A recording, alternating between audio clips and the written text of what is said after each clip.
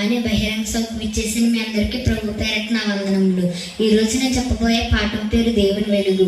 ప్రియమైన వారులారా, ఈ సృష్టి ప్రారంభంలో దేవుడు వెలుగుని చీకటిని వేరు చేశాడు. దాని అర్థం ఏమిటో తెలుసా? పాపమని చీకటిని వదిలి వెలుగైన వాక్యమైన క్రీస్తు యొద్దకు రావాలని ఆయన ఆలోచన. కానీ మనం ఏం చేస్తున్నామో తెలుసా? ఎన్నో సంవత్సరాల నుండి ఆయన మాటలు వింటున్నాము కానీ పాపాన్ని వేరు చేసుకోలేకపోతున్నాము. మన జీవితంలో మనకు నచ్చని దాన్ని సులభంగా వేరు చేసుకోగలుగుతున్నాము. ఉదాహరణకు, మనకు నచ్చని వస్తువుని వేరు చేసుకోగలుగుతున్నాము, మనకు నచ్చని మనిషిని వేరు చేసుకోగలుగుతున్నాము, మనకు నచ్చని ఆహారాన్ని వేరు చేసుకోగలుగుతున్నాము. కానీ దేవునికి నచ్చని పాపాన్ని వేరు చేసుకోకుండా మరింత దగ్గర అవుతున్నాము. కానీ దేవుని ఆలోచన చూడండి.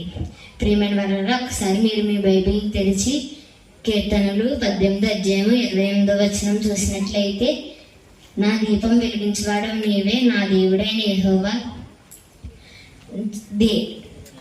చీకటిని నాకు వెలుగుగా చేయును.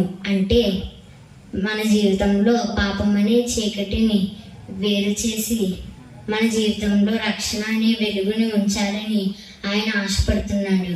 కానీ మనం ఆ వెలుగు నుంచి లేదా ఆ వాక్యం నుంచి వేరు కావాలని అనుకుంటున్నాము.